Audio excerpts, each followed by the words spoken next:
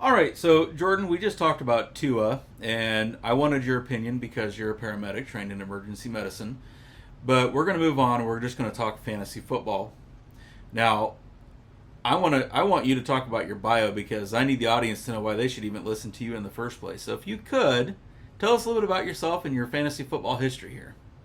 So, well, you know my history better than anybody because you got me started in this.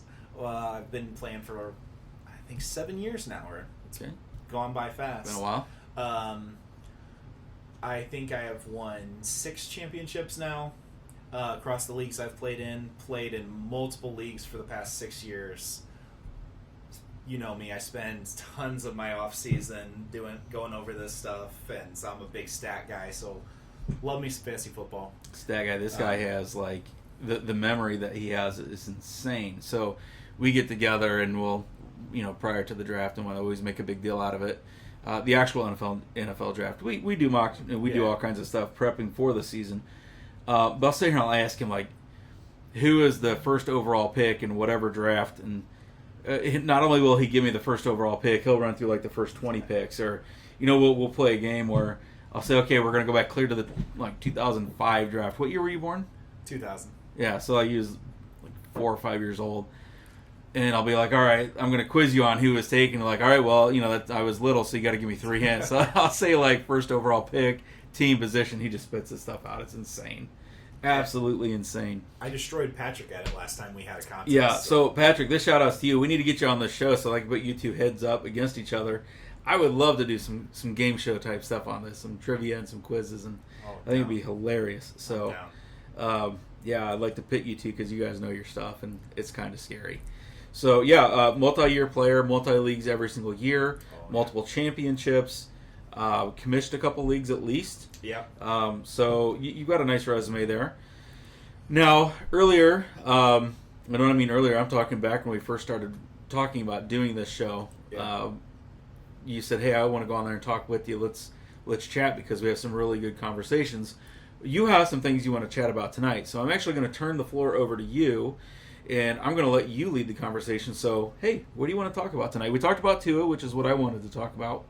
What do you want to talk about? Well, me and you have always had our good times out late at night, talking fantasy football and everything. So let's put these ideas out, get everybody's opinion. I want to talk to you, see what you think. Okay. Things I've been considering a lot. I want to get somebody else to take on it. Well, first is it time now to declare our sleepers that are not performing a bust? And what about our guys that we put a lot of draft compensation into? Okay. Is it time? We're a quarter way through the season now. We expect our teams to be functioning the way they're going to for most of the season, barring injuries, of course. Right. So, is it time to say, let's move on from this player or not? Because bought heavy Allen Robinson. Right. He was the first person I thought of when you were saying this. If you're an Allen Robinson owner, you know what he's going to. I've only got one share of him, and that's enough to make me want to vomit right now. Right. But there's tons of these guys. I mean, those people that were high on Valdez-Scantling. Travis Etienne. I bought a lot of shares of Travis Etienne guy. Yeah, me too. Alvin Kamara, if you want to go a little higher. Mm-hmm. Najee Harris, if you want to go even higher than that. A Right. lot those guys, first, second round picks, some third, but mostly first and second round picks. Okay. We invested a lot in this guy. We wanted to be a workhorse. Now they're averaging 10 or less points a game in PPR settings. At what point do we panic and say, this guy's a bust? Because nobody wants to be that guy who says, oh, my sleeper is a bust. Right. And we drop him. Because obviously, if you thought this guy was going to be, you were high on this guy. I know you know me. We put the time in. We have good reasons why we're high on this guy. So, wait a minute. So you're saying we don't just take a dartboard, put some names on there, and throw a dart? We're going to be high on that guy. If you want to do that, or if you're the guy who says, ooh, I like that guy's name, let's draft him, have fun losing, I'll take your money, let's do it. Right. So, yeah, you're absolutely right. We do put in a number, countless hours. Yeah. And the funny part is, so with I've told you guys on the show, I absolutely love football. I love fantasy football. Jordan's right there with me. We're very similar in that, which is why I got him into fantasy football. I knew that this, with his love of football, his love of stats, his ability to analyze, I knew that this was something that if I got him into this, I could create a monster, and I did. So yeah, when we come up with these sleeper lists, we come up with these players that we're high on. There's a reason for it, and I would say most of the time we're right. So you throw out names like Najee and whatnot, and I wasn't high on Najee this year. No. I said, hey, listen, I've got issues with that offensive line. I've got issues with quarterback play. I don't know if they even know who they are because Big Ben has been there for so long. Yeah. The one redeeming quality that we thought Najee had was the fact that he's just going to get the volume. Just the sheer volume alone. Because we always talk about opportunity being king. It's a stat-driven game. You need your opportunity. So I'm going to answer your question by avoiding it a little bit. But I think you'll see why, and then we'll be able to use that to springboard another conversation. So it depends. And it depends on a number of reasons. So obviously first one's going to be injury. Now, if you have a guy like, you can throw out any of these players, Jonathan Taylor, you can throw out Najee because he's been dealing with his own issues. A lot of these players that are dealing with nagging injuries, they're not necessarily, now Jonathan Taylor's out this week for the Colts against Denver going into week 5, but not all injuries are created even or equal. You know this from your line of work. So on some of these guys, it may be an injury that they can play through, but it's one of those that even if they are playing, they're not playing at 100%. Well, the problem is, at some point, nobody in the NFL is playing at 100%. They're all getting dinged up, but there are going to be guys that are going to be playing at a higher percentage than you, and they're in the NFL for a reason. Mm-hmm. So injury is the first one that comes to my mind. So if I'm looking at these players, and I'm looking at Jonathan Taylor, I'm not ready to give up on him, obviously. But he's not a sleeper. He was a first-round pick. Right. Najee, I wasn't really 100% sold from the beginning. But I'm going to use Najee as an example of another reason why it depends, because you see some of these teams that start to struggle and they start making changes, right? So I would say for a guy like Najee, it depends. I'm not willing to give up on him yet. I do want to see that offense is going to look different under Kenny Pickett than it did under Mitch Trubisky. Yeah. Okay. This is I can't believe that they're throwing Kenny Pickett in against Buffalo as his first test. Not what I would have done at all, but Mike Tomlin's been in the NFL for how long? With the same team for how long? Has earned the accolades that he has. So who am I to second guess him? But so and you could put Deontay Johnson in that boat. You could put Chase Claypool in that boat. He hasn't done anything this year. George Pickens, I went out and picked him up because I think that offense is going to look different. Yeah. I didn't have any share. I was high on George Pickens before the draft. I didn't have any shares of him. But when they named Kenny Pickett the starter, I went out and started grabbing him where I could. That offense is going to look different. The way that Kenny Pickett throws the ball is different than Mitch Trubisky. His style of play is different than Mitch Trubisky. He's not afraid to take his shots downfield. Yeah. So I'm going to use that as, let's look at Najee. So now you have a quarterback who's not afraid to take his shots downfield. And as a Bears fan, I'll tell you, we didn't see a lot of that with Trubisky. A lot of his passes were around the line of scrimmage, safe, quick. He just didn't take chances. Kenny Pickett is not afraid to. He has the weapons to. Chase Claypool can stretch the field. We know George Pickens can stretch the field. Yeah. Deontay Johnson's a good possession receiver. Pat Freiermuth is a good possession tight end.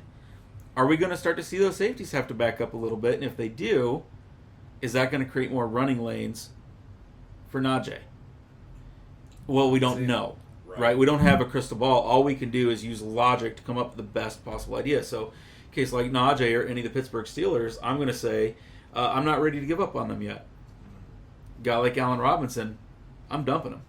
I've got Brian Robinson coming off the non-football injury list. In Yahoo settings, I was able to put him in IR. In ESPN, in one of the leagues that I'm in, we couldn't. Really? So it depends on your league settings. When he comes off, guess who I'm dumping to create that roster spot for Brian Robinson? Allen Robinson, I'm giving up. But here's why. That offense is not going to change. Yeah. Right? Allen Robinson was put in what I thought was a stable enough offense. Right? Yeah. What has he done? Nothing's going to change. So there's no reason to be optimistic at this point that what we've seen a quarter of the way through the season is going to, it's going to stay the same. It's not going to change. If anything, his situation has gotten better since we liked him.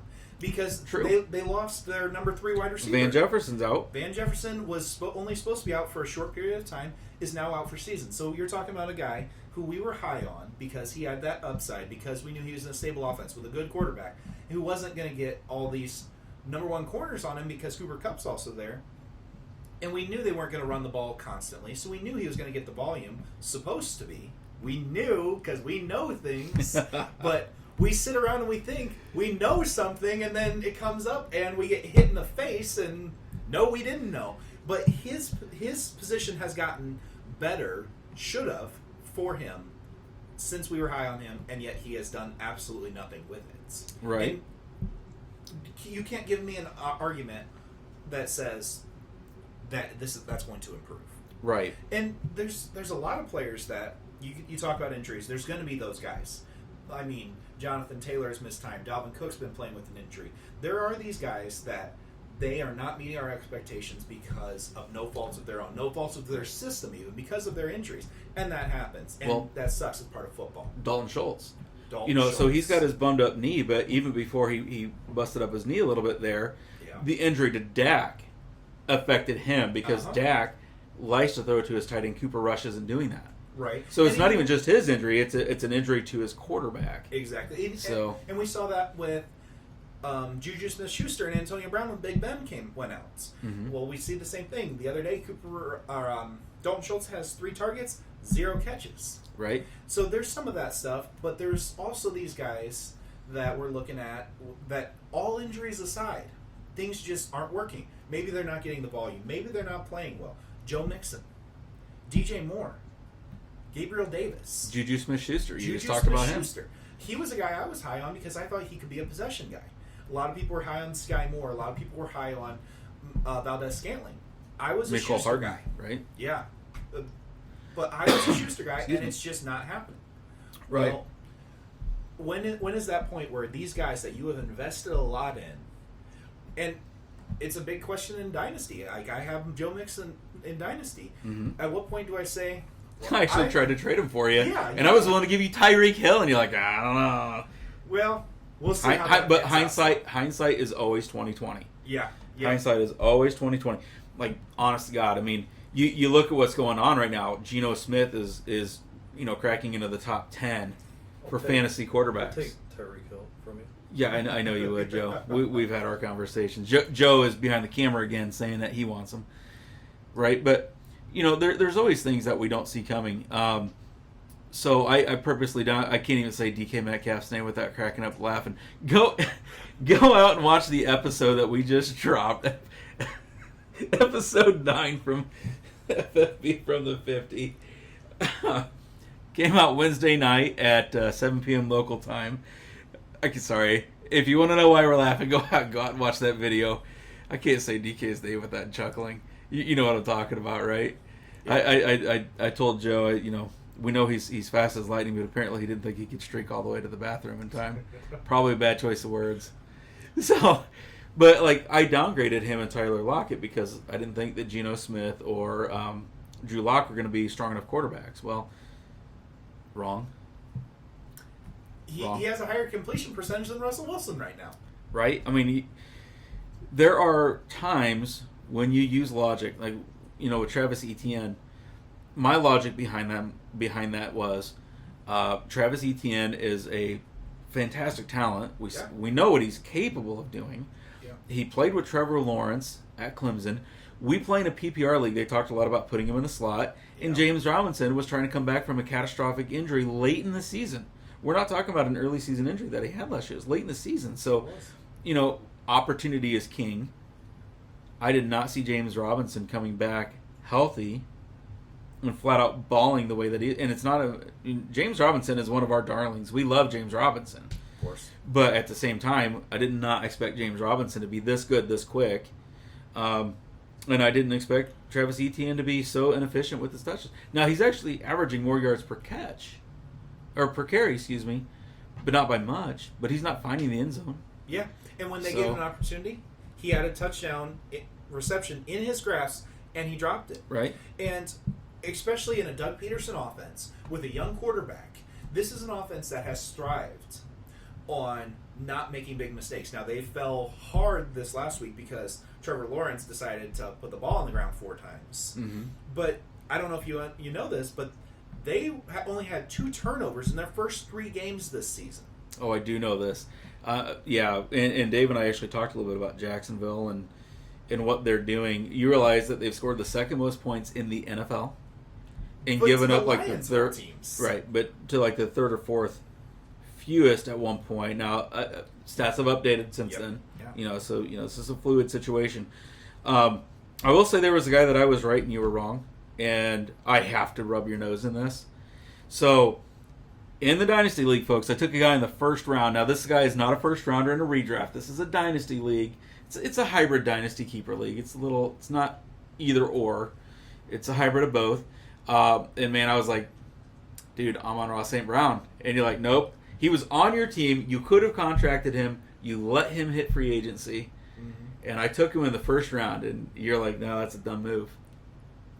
Well, we'll see what happens. Because we're trying to judge it on 4 games, and he's looked brilliant for the 3 games that he played. That he's been healthy. He was obviously injured last week, right? But for those 3 weeks, he looked absolutely brilliant. I literally saw analysts talking about him being one of the best wide receivers in the league. Right. But Jamison Williams isn't back. Exactly. Williams or Williamson?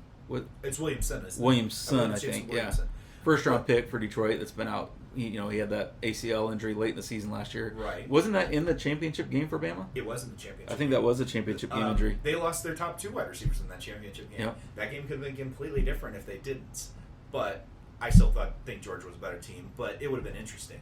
But we can play what if all night. But you also got to admit, my reasoning was not wrong.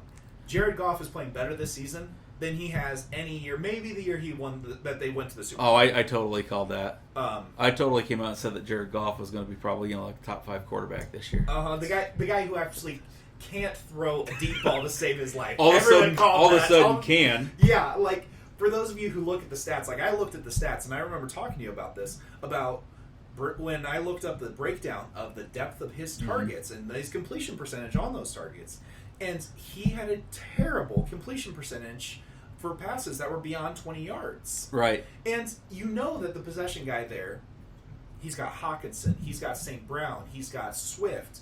When Williamson comes back, there is so many mouths. DJ Chark. Reynolds, who had a great game in Week 4 with all those weapons being out. And you know that they want to run that ball, and they got the line to do it now. That line is absolutely making holes. Right. So that's one of those things. Like, we play the hand we were dealt. I had a good reason why not to draft him.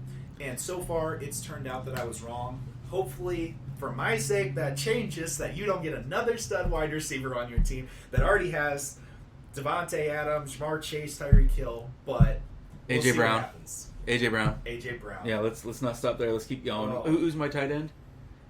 Travis Kelce. Who's my quarterback? You still have Lamar Jackson. don't you? Who's my RB1? Austin Eckler. Austin Eckler. You guys.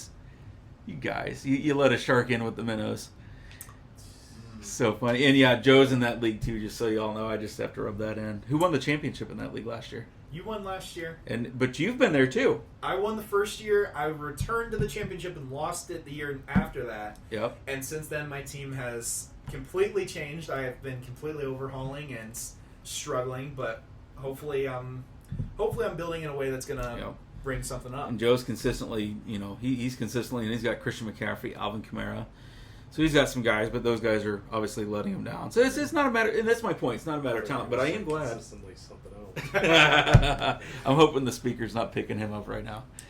So, but you did say something about Detroit, and I want to use that as an example of why it is time to give up on some of these guys. So, in some of the videos that we've done in the past, I talk about how I used to play offensive line, and for me, offensive line is so important. Talk about how in Detroit, they don't have a good offensive line. They have an offensive line that's capable of being elite, in my opinion. So, when you start talking about these guys, is it time to give up them or not? One of the first things that I look at is the injuries. We've talked about that. Not just to them, but to the people around them, right?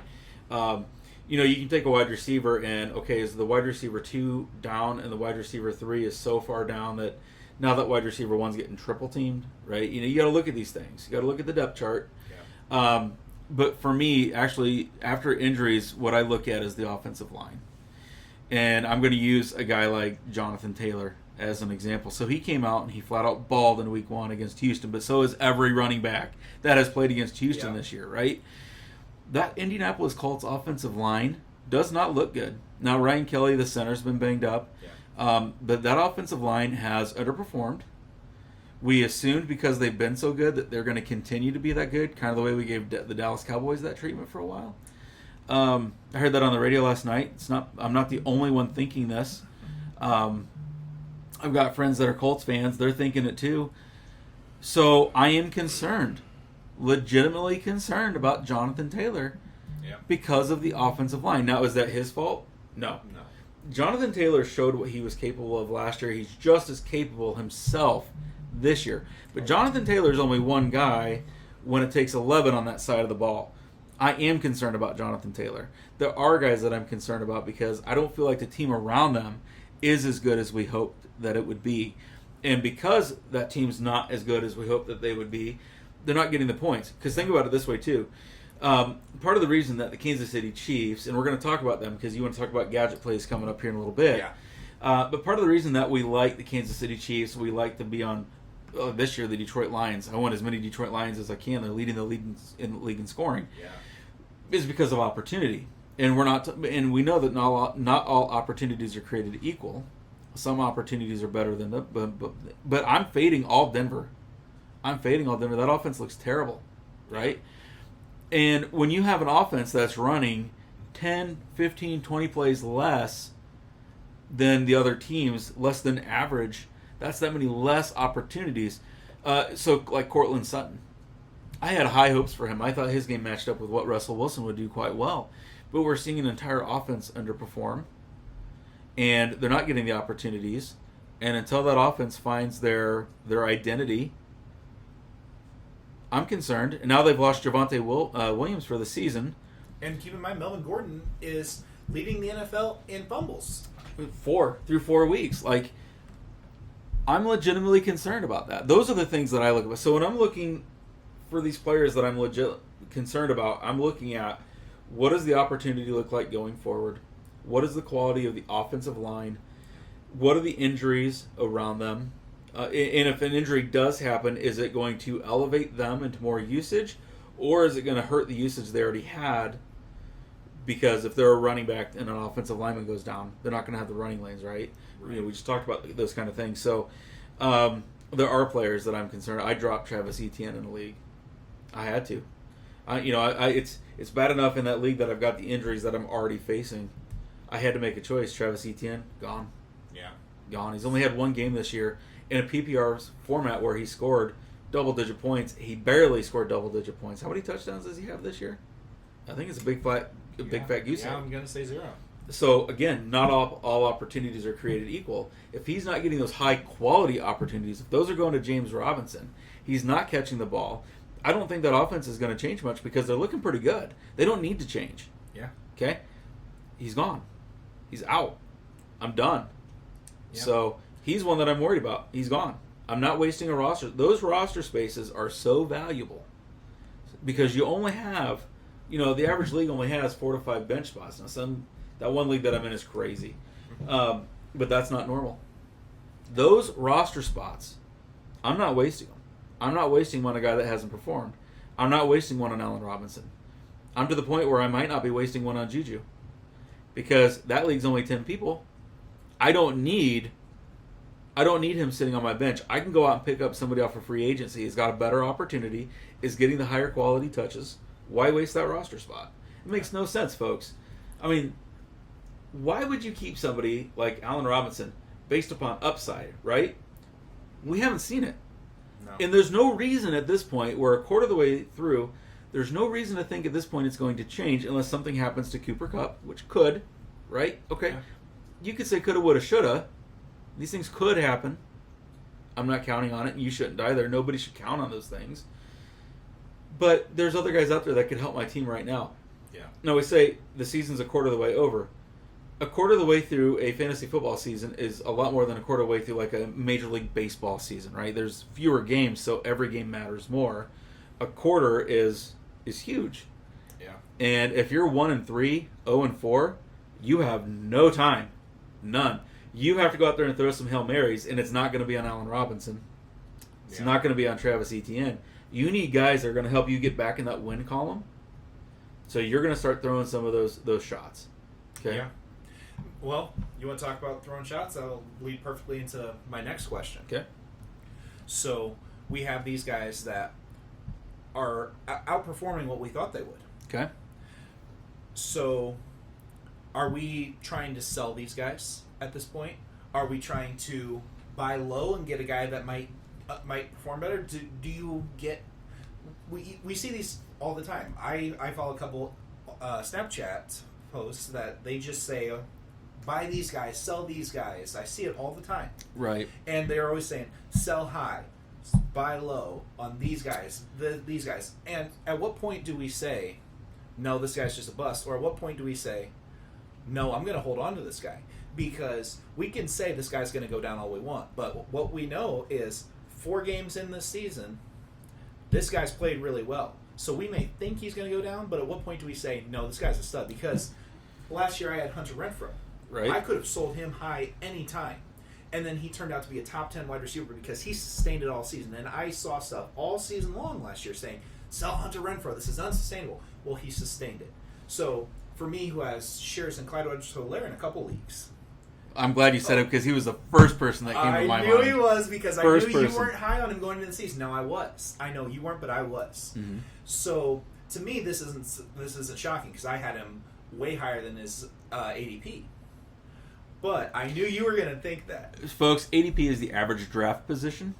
So average draft position is where he's being taken in the draft. So if an average draft position is like 50 and you're in a 10-person league, 5th-round pick, you were quite a bit higher. I think you're a full round and a half higher on Clyde Edwards-Helaire than the ADP, and I was probably a half a round behind that. So there's roughly 2 full rounds that separated us. Okay, Right. So I know how to answer that question, but it's going to take effort on the owner. It's going to take effort. Okay, so same thing. Why is he doing so well this year? Is he getting the quality touches? Yeah, he actually is. He right? is, definitely. So if he's getting the quality touches and he's playing in a stable offense, and by stable, we're going to talk about the gadget plays, Yeah. but it doesn't matter because he's still getting them in an offense that's going to score a lot. Do we think that Kansas City is going to turn around this week and all of a sudden stink on offense? No. They're always going to be prolific throughout this year unless Patrick Mahomes goes down, right? Yeah. But again, woulda, coulda, shoulda. We're not going to play that game. So here's what I'm going to do. I'm going to put it this way. I want you, if you're thinking about a player and you're wanting to know if you are trading high, trading low, selling high, selling low, is it worth it? Should you get rid of him now while you can still get something for him? I want you to go out and I want you to look at the touches. Now you can go out to YouTube. YouTube has fantastic highlight videos. Yeah. Go out to YouTube and check out those highlights. See where those touches are coming from. Are they coming... Here's another example. Okay? Let's say you're getting a guy that is getting all the goal line work, the goal line carries. That's high quality touches. Are you getting a guy who has put up all these points in garbage time, but their defense is terrible, right? And they got a quarterback that can at least chuck the ball when he has to. Well, that's gonna remain consistent, right? So consistency. So go out and look at the highlights. Where are those points coming from? And is that sustainable? If it is, then it's probably real. If it's not, if it's due to like game flow, and there's reason to think that the schedule coming up is going to get different or be different. Let's say that they're a team that had a really good first quarter schedule, but now the schedule gets tough. See ya. Bye-bye. Right? Or vice versa. Let's say they had a really tough schedule and they were doing really well, but it's because they were getting those points in garbage time, but now the Bears are going against Houston again, or you know what I'm saying? Like, Yeah. okay, so at some point, if the competition averages out, you're probably not going to get those garbage time points like you did before. Because there's teams. We can look at teams. We know who's going to be pretty good. We know who's going to be pretty bad. There's always those shocks in the NFL. Always those shocks. I mean, right, you always have the worst to first, but consistency. Look at those touches, figure out where those touches are coming from, and try to figure out if it's going to continue. If it is, it's real. But you have to do the research. Yeah. You have to go look at the highlights. You have to figure out, okay, this guy's got 3 touchdowns, but those 3 touchdowns were on passes of 20 yards, 25 yards, and 40 yards. Dude just broke some long plays. Yeah. Is that sustainable? Probably not. Right. Well, But if he's getting all the carries at the 1 yard line, Exactly. that's sustainable, right? So I kind of laughed the other day. I can't remember who I was listening to, but I was listening to someone on TV or a podcast or something that was talking about how Clyde Edwards-Helaire is getting all these points only because he's getting touchdowns. He's not going to keep getting touchdowns. Okay. Well, buddy, he's gotten carries inside the 10 every single game. He's gotten passes. He just caught a 1 yard touchdown because you know that he has the trust of Patrick Mahomes. He's getting catches. He's got, I believe, 2 receiving touchdowns this season. So if they're trusting him in the goal line right now, trusting him to run the ball, catch the ball, he's getting goal line work both ways. Why would we think that he's going to suddenly just stop that? Unless he starts just putting the ball on the ground. Right. If he drops the ball, if he fumbles the ball, I can understand it. But if this guy is consistently making good use of those inside the 10 yard, then there's no reason for them to reinvent the wheel. They're going to keep doing it. If it works, and you can scheme, so he's running some in, he's catching some. So it's not like they're doing the exact same thing where it's going to become stagnant in the defense, but they do rely on him inside the red zone.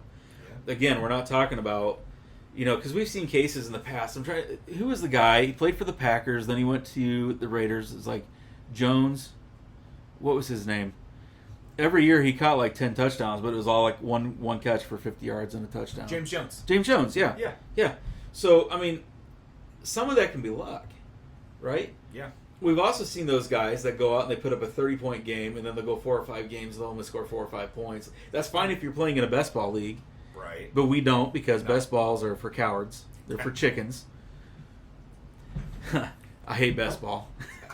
John Wilson, hey, shout out. That's the kind of league you need to be in, because that's one where the only thing that matters is points. You don't have to worry about lineup changes, So for some people, that works. I don't like it because I like the analytical side of the game. Yeah. I like trying to figure out the matchups. To me, that's half the fun of it. Mm-hmm. But and if it's not for you, that's fine. But those are the kind of guys that, if you want to buy high on, that makes a little bit more sense in those leagues. But here's a guy. This is a guy that I think you could buy low right now, Kyler Murray. Yeah. And I know Dave, we've had Dave on these Fireside Chats, he disagrees. But Kyler Murray has put up he's been over 20 points 3 times. Yeah. And that's without Rondale Moore for the first 3 weeks. That's without DeAndre Hopkins. James Robinson was banged up, so he was the focal point. So, he's a guy right now that people are kind of dogging on a little bit. James Conner. James Conner. Yep, thanks, James Conner. He's the kind of guy that they're dogging on right now, but he's been working without all of his weapons. Yeah. So if I can go out and pick him up in a league, if I'm in a quarterback-needy league, and I can get him, I'm going to buy low. Yeah. Because, again, consistency, it's going to change. He's going to get his weapons back. There's reason to have hope. Yeah. There's reason to think that something's going to change. There is. Now, so I do something kind of interesting, I'll say, and you can love it or hate it. I'm interested to get your opinion. What I do when I'm looking at these players is, one, like you say, I look at where their stuff's coming from. Where are they getting these points from? And second thing I do is I get what I call their true average, which is I take their average points per game, and then I take their average minus, without not considering their highest game that season. Okay. Tyreek Hill had a 41-point game this season. I'll take that game out and do this average of the other 3 games. Right, because that's an aberration.